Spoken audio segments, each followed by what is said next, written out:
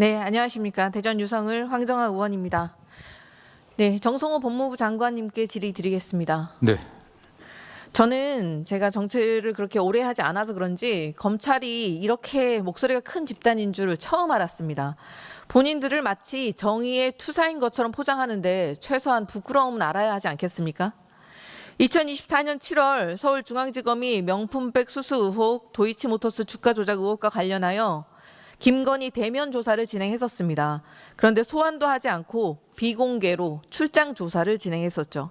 검사들이 조사를 하러 간 것인지, 조사를 받으러 간 것인지 정말 참담하게도 휴대전화와 신분증을 사전에 제출한 상태에서 조사실에 들어갔었습니다. 이 황제 조사의 결과물이 뭐였습니까? 무혐의였습니다. 예, 그렇습니다. 권력의 시녀 역할을 아주 톡톡히 잘 해냈다고 보이는데 측천무후 즉위식을 깔아준 것과 다름없습니다. 그런데 지금 특검 결과가 어떻게 나오고 있습니까? 도이치모터스 주가 조작의 공범이었음이 만천하에 드러나고 정교유착으로 그라프 목걸이와 샤넬 가방을 받았고 서희건설 2배용으로 반클리프 목걸이, 금 거북이 등을 수수하고 김기현 국민의힘 전 당대표 배우자는 명품 가방을 주고 최소 8번의 뇌물 수수를 했습니다. 화면에 보이시죠? 예, 장관님, 너무나도 그 정의로운 검사들께서 당시 김건희 무혐의 성토하는 집단 행동에 나섰다는 거 들으신 바 있으십니까? 누구도 이 얘기를 했다는 얘기를 듣지 못했습니다. 측천무후 김건희의 권력에는 고개 숙여서 국민께 죄송하다. 친윤 검사들이 성명서 낸 거 보신 적 있으십니까? 그런 사실은 없습니다. 네. 장관님, 배를 갈라 장기를 다 꺼낼 수 있다라는 말을 들으시면 어떻겠습니까? 이건 피의자로 입건된 사람 입장에서 보면 매우 공포스러운 위협으로 느낄 수밖에 없을 겁니다. 네. 네, 맞습니다. 완전히 협박입니다. 검찰이 사건의 실체적 진실을 밝히기보다 본인들의 정치 노름에 활용하기 위해서 협박을 일삼았던 게 수면 위로 드러난 거 아니겠습니까? 네, 하여튼 이 내막은 좀 잘 살펴봐야 될 것으로 보고 있습니다. 네. 게다가 검찰의 논리에 협조했던 유동규는 7년을 구형했는데 8년이 나왔습니다. 법원에서 구형보다 더 높은 형을 선고하는 거 정말 이례적이죠. 아주 이례적인 사안입니다. 네. 누가 봐도 의심을 할 수밖에 없는 상황 아닙니까? 그런데 검사들이 이에 대해서 자성의 목소리 낸 거 들으신 바 있으십니까? 네, 듣지 못했습니다. 참 참담한데 장관님, 71년 만에 형사소송법 원칙이 붕괴되었을 때는 또 어떻습니까? 내란 속에 윤석열만 일자로 계산하던 구속 기간을 시간으로 계산해서 석방이 되었는데 즉시 항고조차 포기했었습니다. 그랬었죠. 네, 이건 있을 수 없는 사건이라고 생각합니다. 네.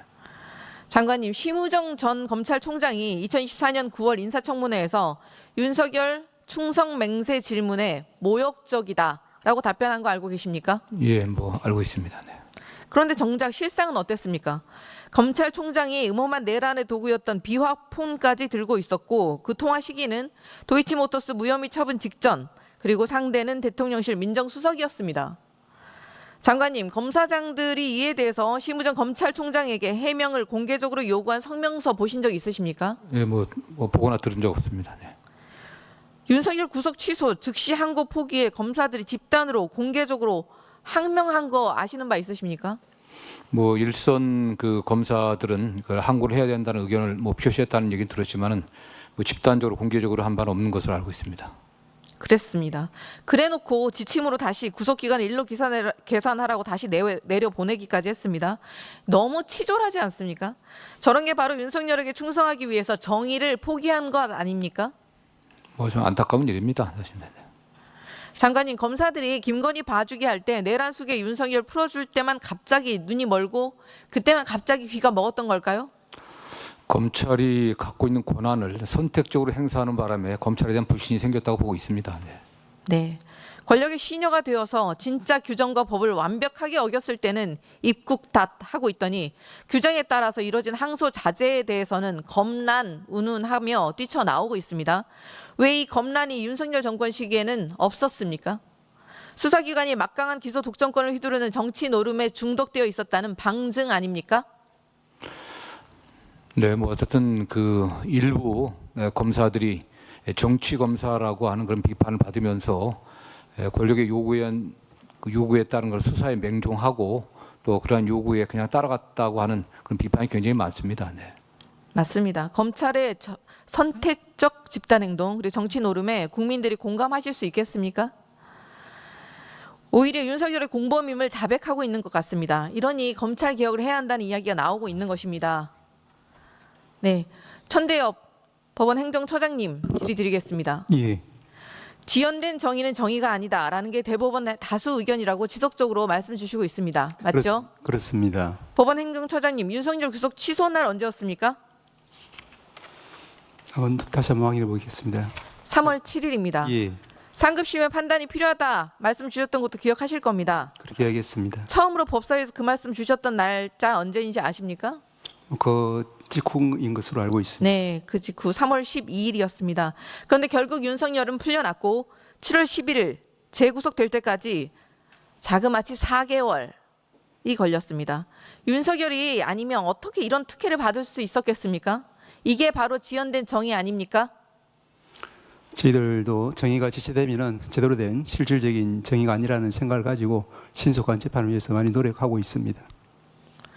한덕수 재판을 담당하는 이진관 판사 얘기해 보겠습니다. 이진관 판사는 재판의 증인으로 채택된 최상목 전 경제부총리와 이상민 전 행안부 장관이 재판에 불출석하자 재판부가 증인들을 반드시 불러내겠다라는 입장 밝혔습니다.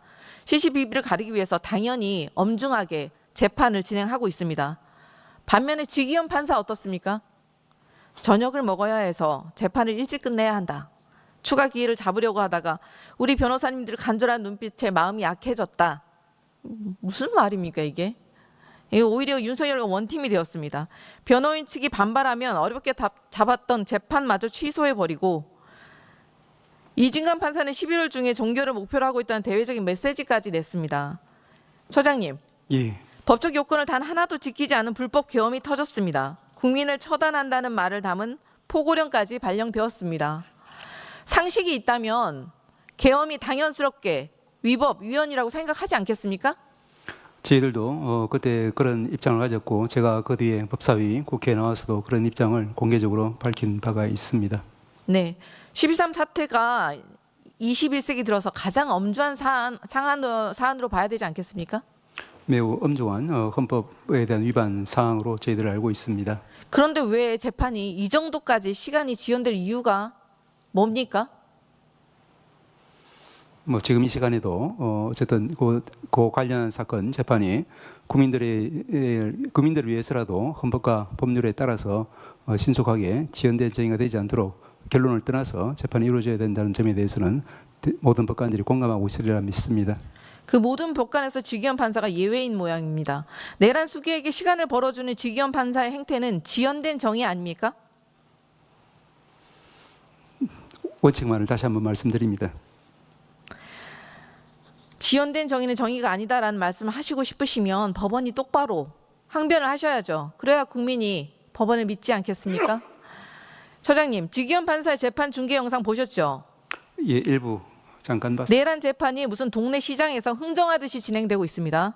국민 누구나 계엄의 심각성, 이 재판의 엄중함을 절실하게 느끼고 있는데 깃털보다 가벼운 그 지기현 판사의 언행은 적절합니까? 개별 재판의 진행에 대해서 제가 언급하는 것은 적절치 않기 때문에 하고 싶은 말씀은 있지만 말씀드리지는 않겠습니다. 국민의 주권에 역모를 꾀한 자를 보호하는 게 사법입니까? 위원님이 잘 아시는 바와 같이 저희들 국민들을 위해서 사법이 존재하고 국민 주권이 제대로 구현되기 위해서 헌법과 법률에 따라서 재판해야 하는 것으로 모든 법관들이 알고 있으리라고 믿습니다. 이래 가지고 법원이 국민의 신뢰를 받을 수 있겠습니까? 지기현 재판부가 1월에 기일을 추가로 잡겠다고 의중을 보였다는데 윤석열의 구속 기한이 1월 중 끝납니다. 자기 기분에 거슬리면 자기 사람인 한동훈마저 총으로 쏴서 죽여버리겠다는 윤석열이 또다시 길거리를 활보하게 생겼습니다. 이게 바로 대법관들이 자연스럽게 자랑스럽게 생각하는 그 지연되지 않은 정의입니까? 제대로 하셔야 될 것 같습니다. 처장님, 새벽 5시에 휴대전화 몰래 바꿔보신 적 있으십니까? 뭐 제 개인적인 일을 물어보시는 것이라면 그런 일은 없습니다. 새벽 5시에 유심칩을 빼서 갈아치워 보신 적 없으시죠? 이게 일반적입니까? 일반적이지 않죠? 답변을 하세요. 예, 오 의원님 말씀하시는 바와 같지 않겠습니까? 최신형 휴대전화로 바꾼 지 2달 만에 또 핸드폰을 바꿔보신 적은 있으십니까? 그것도 새벽 5시에? 없으시죠? 개인적으로는 그런 일이 없다는 걸 다시 한번 말씀드립니다. 그 기이한 행동을 독특한 시점에 지기현 판사가 반복해서 저지릅니다. 지기현 판사는 윤 전 대통령이 구속 취소를 청구한 당일인 2월 4일 오후 3시 23분에 6년 동안 사용하던 휴대전화를 갑자기 그날 교체합니다.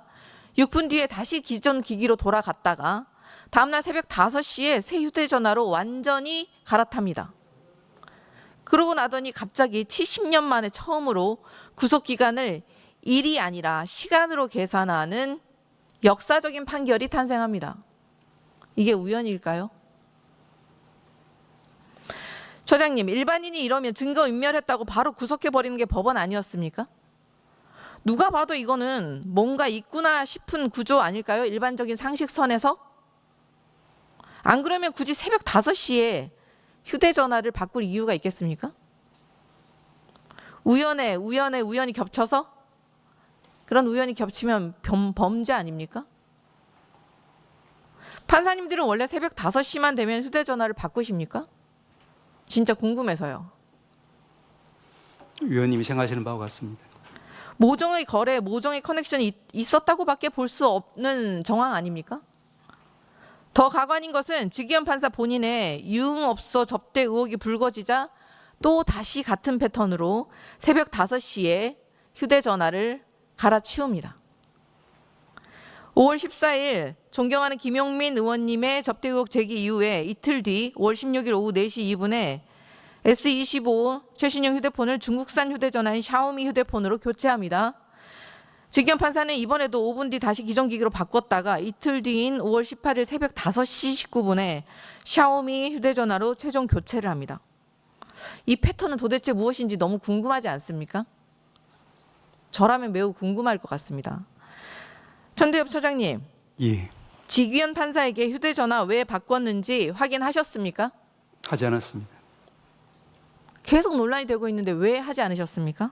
아시다시피 저희 사법 행정 이 개인의 사생활에 대해서 관여하게 되면은 그 자체가 좀 문제가 될 수 있기 때문에 저희들이 그 부분에 대해서 다른 절차를 통하지 않고서 저희들이 직접 개입하는 것은 문제가 있다고 생각합니다. 개인적으로는 궁금하지 않으십니까? 계속 논란이 되고 있는데 당연히 뭐 개인적으로든 공적으로든 확인을 하셔야 되는 거 아닙니까? 지기현 판사가 이 부분에 대해서 뭐라고 답변을 냈던가요? 뭐 저는 개인적으로는 아는 바가 없습니다. 왜 하필 새벽 5시에 기존에 쓰던 이 전화기들은 다 기기는 어떻게 했을지 너무 궁금한데 왜 확인을 안 하십니까? 처장님 계속해서 반복해서 말씀하신 게 지연된 정의는 정의가 아니다. 말만 하지 말고 행동으로 보여주셔야 하지 않겠습니까? 지금 말씀하시는 게 정말 정의라고 생각하십니까? 위원님 말씀하신 정의의 어떤 기본 원칙에 대해서는 제가 깊이 공감한다는 말씀을 드렸습니다. 그리고 해당 재판부도 국민이 지켜보고 있는 중요한 재판이라서 인사이동 전에 반드시 처리한다는 입장을 누누이 밝힌 바 있는 것으로 알고 저희들도 그렇게 믿고 지켜보고 있습니다. 지기현 판사에게 겹겹이 의혹이 쌓여가고 있습니다. 왜 지연된 정의의 표본이 지기현 판사가 되어가고 있는데 법원에서는 조치하고 있는 게 없습니까? 조치를 아무것도 안 하고 계십니까? 말씀드린 바와 같이 또 아시는 바와 같이 저희들은 이제 그 해당 재판 또 같은 유형의 재판이 신속히 진행될 수 있도록 해당 중앙지방법원뿐 아니라 저희 행정처에서도 여러 가지 물적인 외적인 지원은 지금도 계속 하고 있습니다.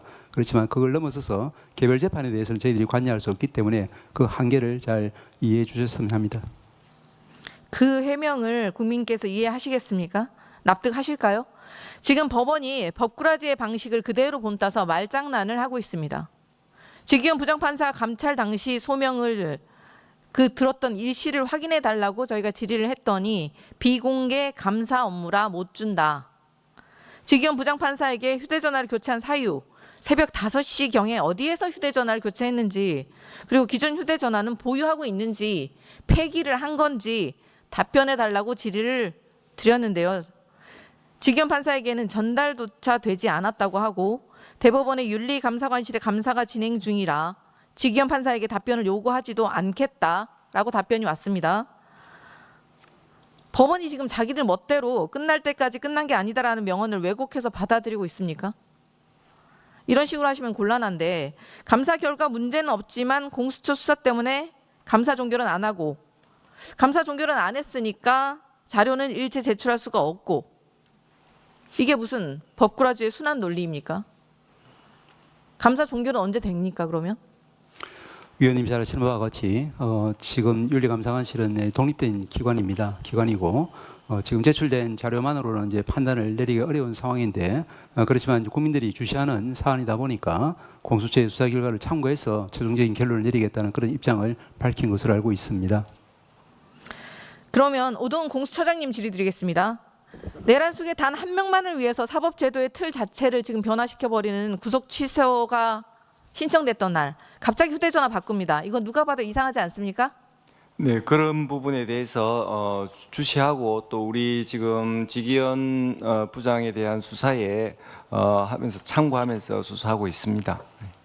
2달 만에 접대 의혹이 터지다 또 휴대전화를 또 갈아치우고 예단해서는 안 되겠지만 뭔가 찔리는 게 있는 게 분명하다라는 정황상 그런 누구나 합리적인 추론이 가능한데요. 새벽 5시 너무나도 이상한 행동 패턴 아닙니까?